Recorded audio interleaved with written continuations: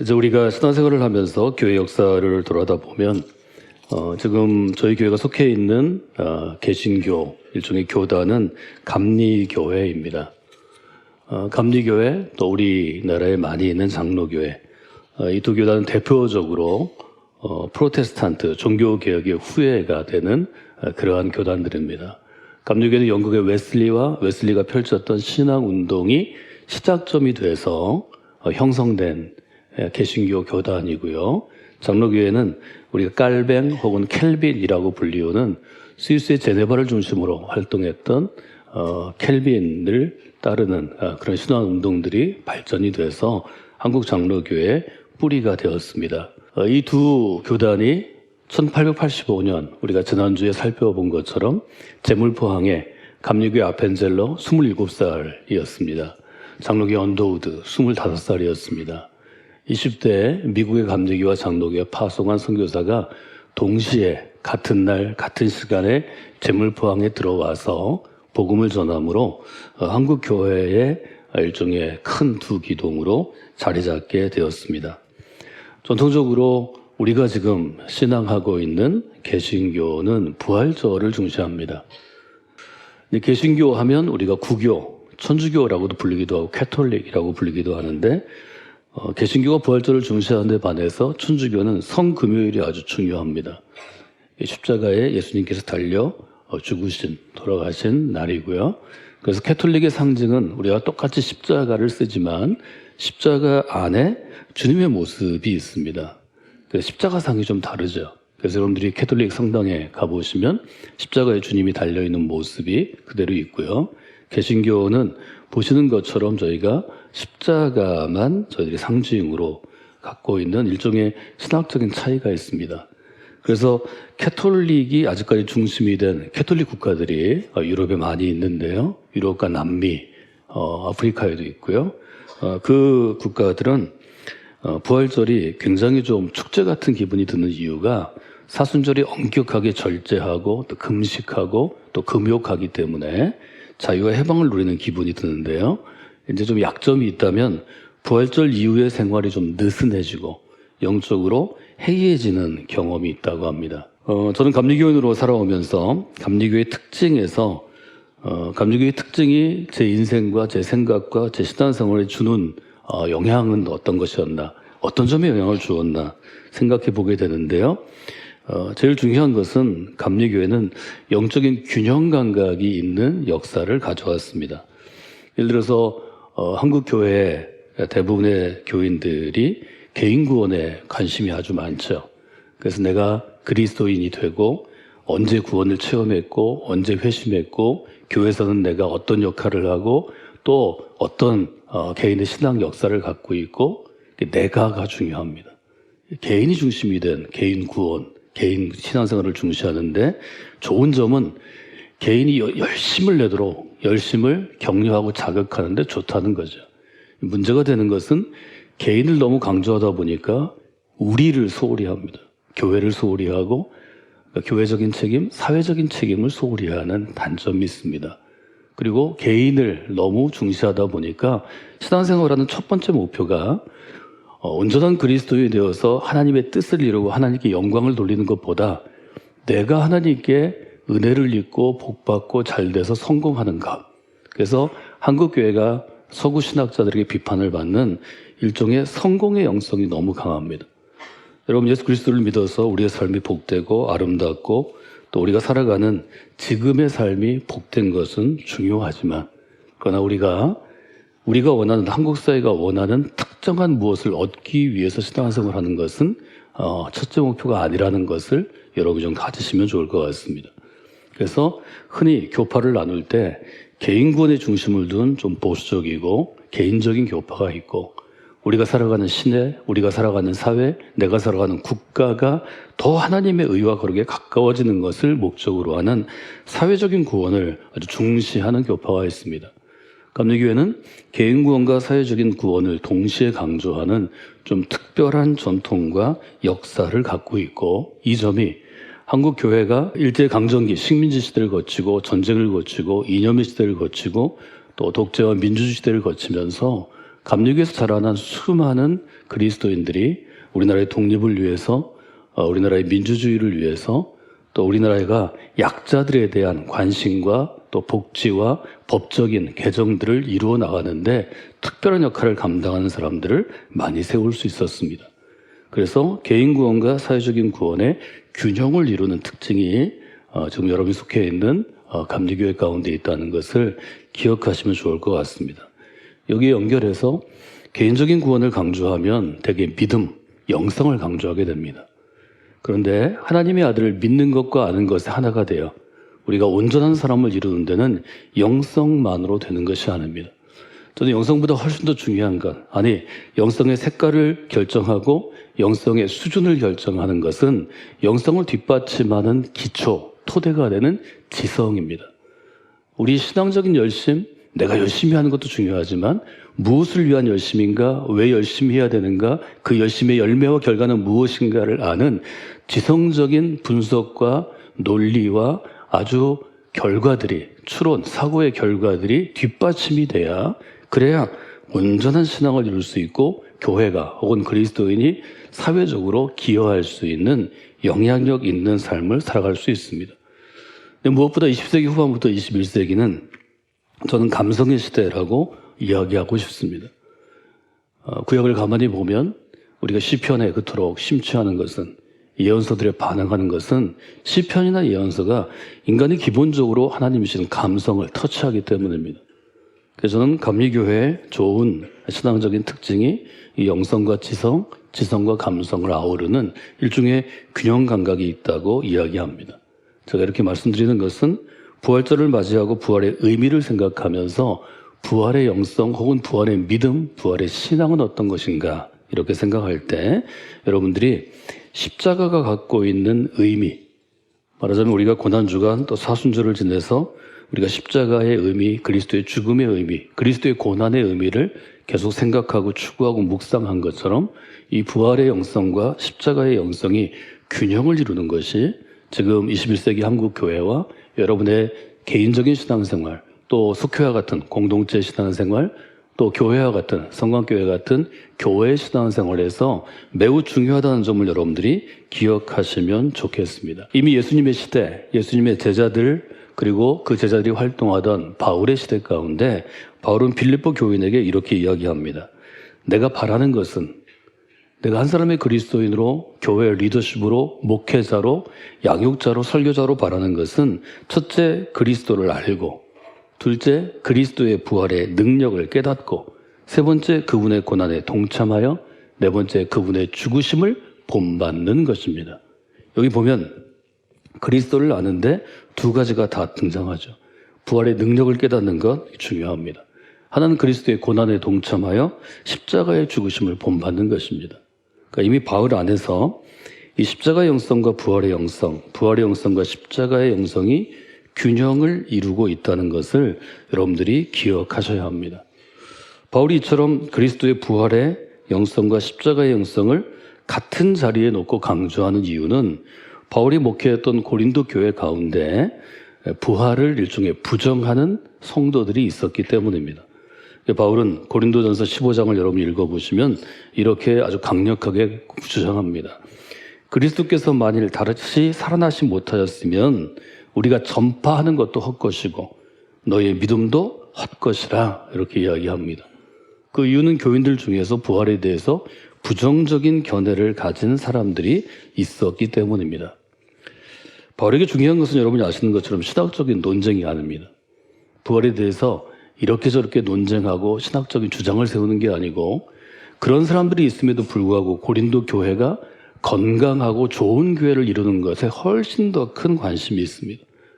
그래서 그 관점에서 교회에 하나 되는 것, 지난주에 우리가 살펴본 빌립보서의 말씀처럼 같은 마음을 품고 같은 생각을 품고 같은 사랑을 품고 하나의 평화의 공동체를 이루기 위하여 부활에 대해서 서로 갈라진 생각, 우리 안에도 부활에 대해서 여러 가지 생각을 할 수 있죠. 갈라진 생각을 가진 사람들에 대해서 이렇게 정리합니다. 몸에 부활이 없으면 사도들이 우리가 전하는 것이 헛것이고, 고린도 교회의 믿음, 여러분의 교인들의 믿음도 헛것이고, 우리는 거짓 증인이 될 것입니다. 이것이 이제 고린도서 15장, 저희가 2년 전에 이 본문으로 부활절을 지냈는데요. 이 본문의 특징이라고 볼 수 있습니다. 저는 오늘 여러분들에게 부활에 대한 믿음, 부활의 영성이 특별히 부활의 사건 이후 2000년 이후에 21세기를 살아가는 우리들에게 어떻게 이해하는 것이 좋은가의 좀 근본적인 문제를 조금 여러분 중에는 어려운 분도 있을 것이고 또 이해하는데 앞으로 시간이 걸리겠지만 좀 쉬운 말로 좀 설명을 해드리려면 좋을 것 같습니다. 1차적으로 부활에 대해서 우리가 생각하면 우리가 어떤 병에 걸려서 죽을 수도 있고 사고로 죽을 수도 있고 자연히 죽을 수도 있는데 죽음의 문제하고 1차적으로 우리가 생각할 수 있습니다.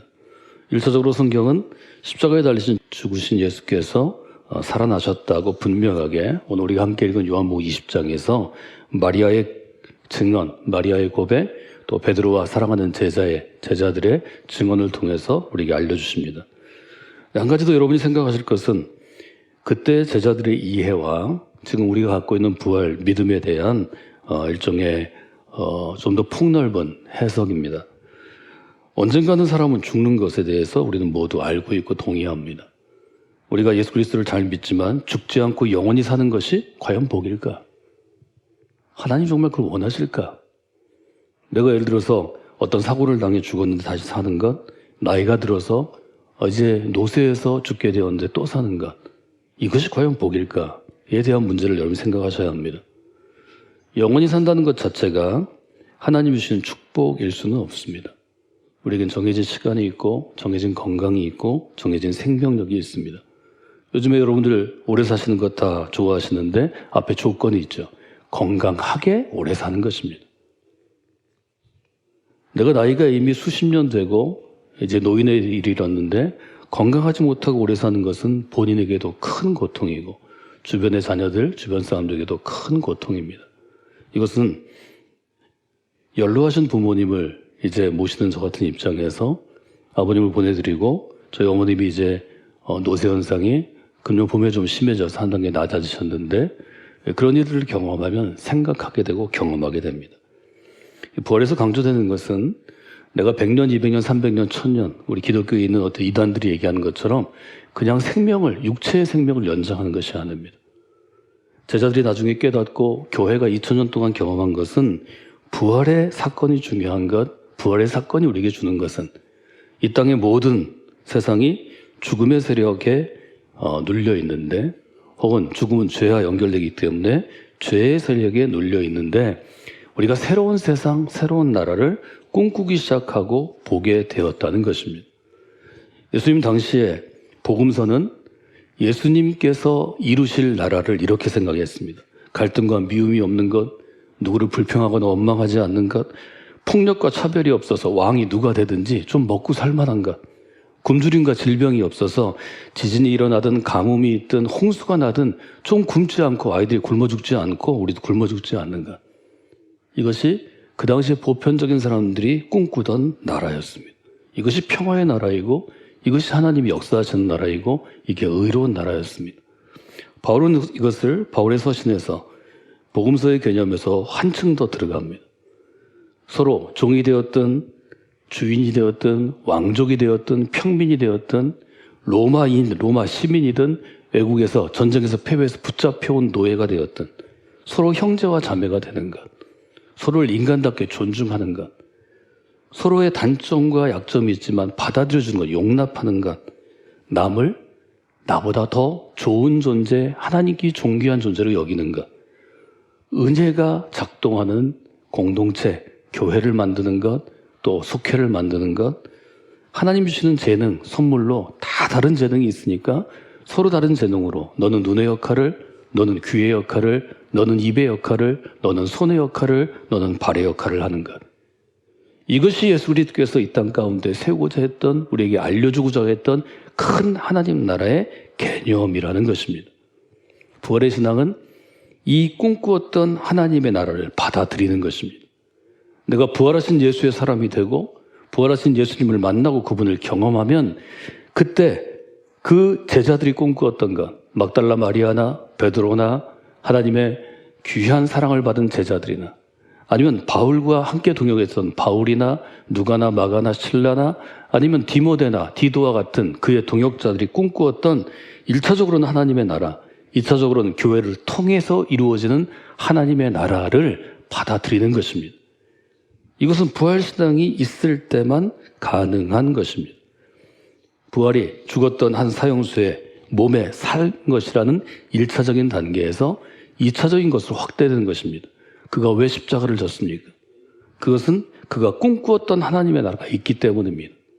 종이든 자유인이든 차별받지 않는 것, 유대인이든 유대인이 아니든 이방인이든 차별받지 않는 것, 로마 제국에 시민권이 있든지 아니면 시민권이 없어서 끌려온 노예가 되었든지 차별받지 않는 것. 이것이 로마서 3장 21절, 22절이 분명히 규정하는 하나님의 나라, 그리스도께서 왕 되신 나라의 뜻입니다. 부활은 한 개인이 살아난 이야기가 아닙니다. 그 이야기를 믿는 사람이 또 죽었는데 살아난다는 이야기도 아닙니다. 예수 그리스도의 부활은 한 새로운 시대가 열리는 것에 대한 말하자면 굉장히 영적인 차원의 혹은 정신적인 차원의 신앙적인 차원의 선언입니다. 예수님의 십자가 죽음과 부활로 말미암아 예수님의 새로운 시대가 열리게 되었습니다. 우리가 지금 그 새로운 시대 안에 있는 것입니다. 예수님의 새로운 통치가 시작되었습니다. 여러분, 우리나라는 대한민국은 민주사회입니다. 대통령이 임기가 지나면 바뀝니다. 우리는 그 대통령이 정한 질서와 판단에 따라 영향을 받는 대한민국 국민이지만 동시에 우리는 예수님이 왕이 되어 다스리는 나라 가운데 살아가고 있습니다. 지금 이 자리에 모인 것, 이것은 이 나라에 말하자면 대통령이 통치자가 모이라고 해서 모인 것이 아닙니다. 우리가 예수 그리스도의 나라에서 정한 법에 따라 주일 모여 예배하는 것입니다. 이것이 통치고 다스림입니다. 새로운 하나님의 나라가 시작된 것입니다. 물론 우리는 이 땅이 아니라 우리가 죽은 다음에 하나님의 나라라고 불리우는, 한자어로 천국이라고 불리어진 다른 곳으로 우리의 영화된 몸이 옮겨질 것이라는 것도 믿습니다. 그러나 동시에 예수 그리스도를 믿는 사람들이 살아있는 이곳, 우리의 자녀들이 예수 그리스도의 제자들이 살아갈 이 땅이 하나님께서 이스라엘에게 약속하신 샬롬의 나라, 안식의 나라, 예수님과 제자들에게 약속하신 하나님과 그리스도의 평화가 있는 나라로, 그 쉼이 있는 나라로 변해갈 것도 믿는 사람들입니다. 이것들을 부활의 신앙이라고 우리가 이야기할 수 있는 것입니다. 히브리서는 이것을 이렇게 표현합니다. 히브리서 11장 39절, 이 사람들은 다 믿음으로 말미암아 증거를 받았으나 약속된 것을 받지는 못했다고 고백합니다. 사랑하는 여러분, 부활의 소식은 간단한 것은 아니지만 이미 우리가 삶에서 적용하고 실천하고 있는 것입니다. 요한복음 20장에 보면 예수님이 무덤 가운데 없다는 그 장면을 목격한 두 그룹이 나오죠. 첫째는 막달라 마리아라는 여인입니다. 막달라 마리아가 안식 후 첫날 일찍이 어두울 때 무덤에 갔을 때 돌이 무덤에서 옮겨진 것을 보았습니다. 1절입니다. 예수님이 시신이 보이지 않았습니다. 그는 뛰어가서 예수님을 제일 신뢰하던 베드로에게 달려갑니다. 베드로와 예수께서 사랑하던 제자에게 달려가서 말합니다. 무덤에 예수님이 계시지 않습니다. 어디 있는지 내가 알지 못하겠습니다. 베드로와 제자는 그 소식을 듣고 깜짝 놀라서 다름질쳐서, 4절, 둘이 같이 다름질쳐서 빨리 뛰어갔다는 것입니다. 예수님이 시신이 누군가에서 탈취된 것은 아니지만 예수님께서 계시지 않은 것을 보고 이들 가운데 잠깐 혼란이 생겼습니다. 그런데 거기 보니까 세마포 놓인 것이 잘 개켜져 있고 머리를 쌌던 수건도 있는 것을 보고 이것은 예수님께서 살아계신 것이라고 성경을 기억하게 됩니다. 예수님의 말씀을 기억합니다. 8절에 보면 그때야 무덤에 먼저 갔던 제자도 들어가 보고 믿었다고 고백합니다. 제자들은 빈 무덤을 보고도 지금 우리가 생각하는 것처럼 자신들이 앞으로 걸어갈 믿음의 길과 이 부활의 사건을 연결시키지는 못했습니다. 그러나 점점점 시간이 지나 부활하신 예수님을 만나고 성령 강림의 사건을 경험한 다음에 그 다음에서야 비로소 알게 됩니다. 성경은 요한복음 20장에서 첫 번째 목격했던 무덤에서 제자들은 자기 집으로 돌아갔다고 표현합니다. 이것이 1차적인 부활의 사건이었습니다. 그러나 이 부활의 사건을 경험한 마리아에게 역할이 주어집니다. 마리아는 여러분이 아시는 것처럼 유대인 사회에서는 하찮은 존재였고 멸시받는 존재였고 모욕받는 존재였습니다. 마리아도 빈 무덤에서 예수님을 배웠지만 처음에 알아보지 못했고 동산을 지키는 관리인으로 보았습니다. 그러나 예수께서 마리아를 마리아하고 부르실 때 그때 부활하신 예수님인 것을 사실 영적으로 깨닫게 됩니다. 그리고 어떤 일인지 마리아에게 새로운 해석이 그에게 주어졌는데 이제 예수님께서 새로운 몸을 입고 영화된 몸으로 부활하신 것은 제자들과 이 땅에서 이전과 똑같이 살기 위함이 아닌 것을 그도 알게 됩니다. 이제 부활하신 예수님은 아버지께로 돌아가시고 그분이 꿈꾸었던 세상을 제자인 우리들이, 제자인 자기들이 살아갈 것을 알게 됩니다. 로마 제국이 볼 때는 그것은 십자가에 돌아가신 실패였으나 예수님의 나라는 실패가 아니라는 것을 그들의 삶으로 증명하게 됩니다. 로마 제국은 여전히 황제가 다스리는 나라이지만 이제 예수님의 제자들은 그 황제가 다스리는 나라 가운데 숨쉬고 먹고 살지만 예수님이 다스리시는 나라에 사는 것을 확신하게 되었습니다. 이것이 성경이 우리에게 전하는 부활 이후의 교회의 변화이고 교회의 삶입니다. 이 점을 여러분들이 한번 마음 가운데 두시고 잘 정리하시면 좋을 것 같습니다. 제가 오늘 말씀드린 것은 부활을 이해하는 긴 이야기에서 핵심이 되는 것입니다. 예수님이 십자가에 못 박혀 죽으셨습니다. 근데 부활절 아침 마리아를 통해 새로운 소식이 전해졌습니다. 부활의 사건을 경험한 다음에서야 제자들은 십자가의 죽음으로 중단된 예수님의 꿈이 그들 가운데 새롭게 피어나기 시작하는 것을 발견하게 됩니다. 그리고 그들은 처음에는 잘 몰랐지만 부활하신 예수님을 만나고 성령 강림 사건을 경험함으로 예수 그리스도께서 다스리시는 예수님의 나라를 교회 공동체를 통하여 이 땅 가운데 펼쳐나가게 됩니다. 2000년이 지난 지금 누가 그 하나님의 나라에 들어갈 수 있습니까? 누가 그 부활 신앙을 갖고 있는 것입니까?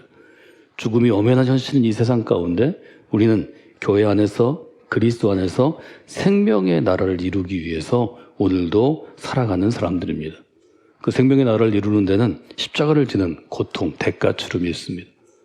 예수님이 걸어가셨던 것처럼 골고다의 길을 걸어가는 고난도 있습니다.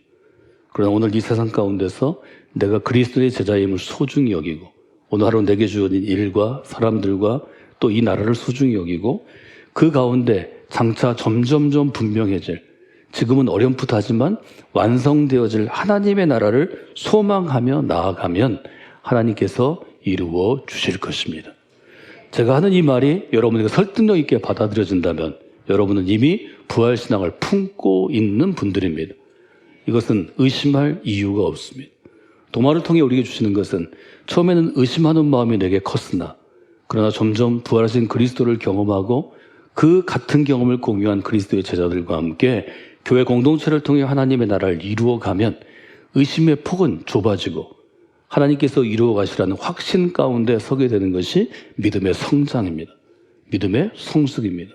여러분에게 그런 일들이 성공교회 믿음의 공동체에 계신 동안 반드시 이루어질 것입니다. 우리는 죽을 것이지만 그러나 우리가 규정할 수 없고 아직 맛보지 못한 하나님의 나라에서 예수 그리스도께서 왕이 되셔서 정말 죽음과 애통함과 눈물이 없는 것, 차별과 폭력과 억울한 사람이 없는 것, 하나님의 의로움과 거룩함이 이루어진 나라를 반드시 경험하게 될 것입니다. 지금 여기부터 그 나라에 이를 때까지 여러분이 그 길을 걸어가시는 그리스도의 제자들이 되시기를 주님의 이름으로 부탁을 드립니다.